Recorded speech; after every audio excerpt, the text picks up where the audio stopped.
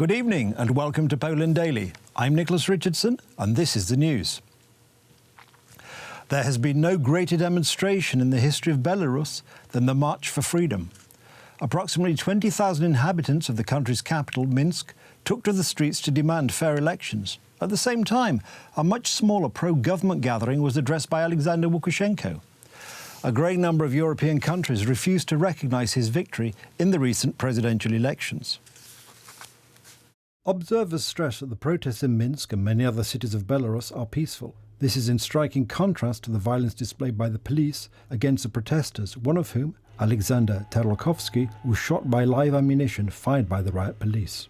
On Sunday morning, Alexander Lukashenko accused NATO countries of a military build-up near the border with Belarus and said that an airborne brigade is to be deployed on the border with Poland. NATO spokeswoman Oana Lungasescu said in a statement that there is no NATO build-up in the region. NATO's multinational presence in the eastern part of the alliance is not a threat to any country. It is strictly defensive, proportionate, and designed to prevent conflict and preserve peace. Officially, the Kremlin remains silent, but Vladimir Putin has spoken at least twice to the Belarusian dictator. Lukashenko admitted that Russia is ready for military assistance if necessary, as demonstrators held the biggest protest yet against what they called Lukashenko's rigged election. Russian propaganda is obviously in overdrive. The NATO-funded online service Disinfo highlighted key messages peddled by Kremlin trolls recently. 1. Poland is responsible for the destabilization of Belarus. 2. Protests are being coordinated and financed from outside. 3. Poland considers Belarus as part of the Greater Republic. 4. The Secret Service of Poland, Czechia, Lithuania and Great Britain organised a colourful revolution in Belarus. 5. There is no violence from the Belarusian security services.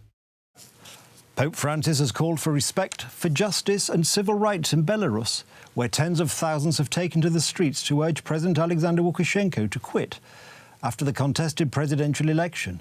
During his weekly Angelus prayer, the Holy Father spoke from his balcony overlooking St. Peter's Square. I continue to pray for Lebanon and for the other dramatic situations in the world that cause suffering to people.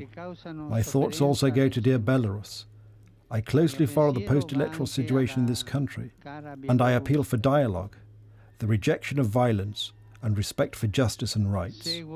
I entrust all Belarusians to the power of Holy Mary, Queen of Peace. Today, my administration signed a historic agreement on strengthened defence cooperation with the Republic of Poland. So said United States President Donald Trump when asked about the signing of the security agreement in Warsaw, which is particularly important for Poland. The American president emphasised that the agreement was the crowning moment of long negotiations with the Polish government. Yesterday, Polish President Andrzej Duda met Mike Pompeo, United States Secretary of State, who was visiting Poland in order to participate in the celebrations of the 100th anniversary of the 1920 Battle of Warsaw. The key point of the meeting was the signing of a declaration on strengthened defence cooperation between Poland and the United States. Gentlemen, this concludes the signing ceremony. I thank all the participants. This agreement will significantly strengthen Poland's security. I believe that it will have an impact on other aspects of Polish-American cooperation.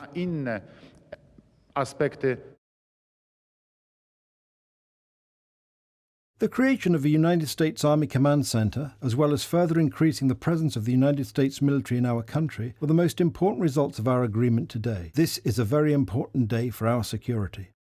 The military agreement has to be accepted by the Polish Parliament and then signed by the President. According to Arthur Wróblewski, American studies specialist, it has to be clearly stated that the Americans will not create territorial enclaves on Polish territory. The Americans will be stationed next to Polish military bases. We will simply increase the infrastructure of the Polish military bases, which will be used by Poles in the future. Let's remember that the Americans will not have extraterritorial status in the places they are present. This extraterritorial jurisdiction will be shared by the American military and the Polish justice system. The total estimated cost of this operation will amount to nearly 500 million zloty annually. The presence of the United States Army in Poland will bring many economic benefits, but it would also help to strengthen Poland's position in NATO. Belarusian President Alexander Lukashenko has expressed his concern about the exercise of the NATO army in Lithuania and Poland. He also ordered the Belarusian army station in Vitebsk to move to the western border of his country. The fact that President Lukashenko expressed his concern about the Polish-American agreement may indicate that this agreement is very good for Poland and at the same time worrisome for Belarus, President Putin and Russia. The strengthened United States-Polish Defence Cooperation Agreement moves our cooperation in the field of security and politics to the next, higher level. It is a crowning moment of long efforts, not only to strengthen the presence of the American army in Poland, but to make Poland a strategic partner of the United States. Thanks to the military infrastructure, which will be prepared by Poland, 20,000 American soldiers will be immediately sent to Poland in case of danger. Mike Pompeo, United States Secretary of State, and Polish Prime Minister Mateusz Morawiecki also touched on the subject of a new draft of the bilateral agreement and cooperation in the development of the Polish civil nuclear energy program. At the Cemetery for Soldiers of the Polish Bolshevik War in Radzymin, the Minister of National Defence, Mariusz Błaszczak, today honoured the memory of those soldiers who fought in the Battle of Warsaw 100 years ago. At that battle, known in Poland as the Miracle on the Vistula, the Polish forces brought to a halt the westward march of the Bolshevik Revolution. Dear priests, ladies and gentlemen, I am very grateful that together we managed to renovate these tombstones. It is very important to honour the memory of those who fought in the Polish Bolshevik War against the Bolshevik Revolution. Their actions are an example for us today. I would also like to thank the youth for participating in today's ceremonies. Let this be a symbol of how we are faithful to the memory of those who gave their lives for a free Poland. During the state ceremonies, Mariusz Błaszczak said that big anniversaries are the groundwork for making great things. As an example, he referred to the new defence treaty strengthening military cooperation between the United States and Poland, which, according to him, improves Polish security. However, Minister Błaszczak also stated that even the greatest and best equipped military is incapable of providing security if morale is weak, and that the memory of the events from 100 years ago build the morale of the modern Polish army.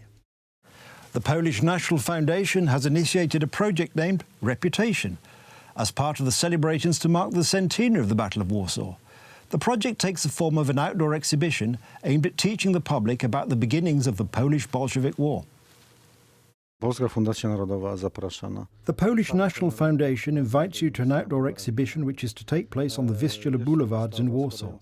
It is an exhibition comprising 17 boards, and it is a bilingual exhibition in both English and Polish, telling the story of the beginnings of the Polish Bolshevik War in a shortened way. We want as many people as possible to get to know this exhibition, as it is located in such a prominent spot. We hope that not only Warsaw residents will see it, but also visitors and tourists from abroad.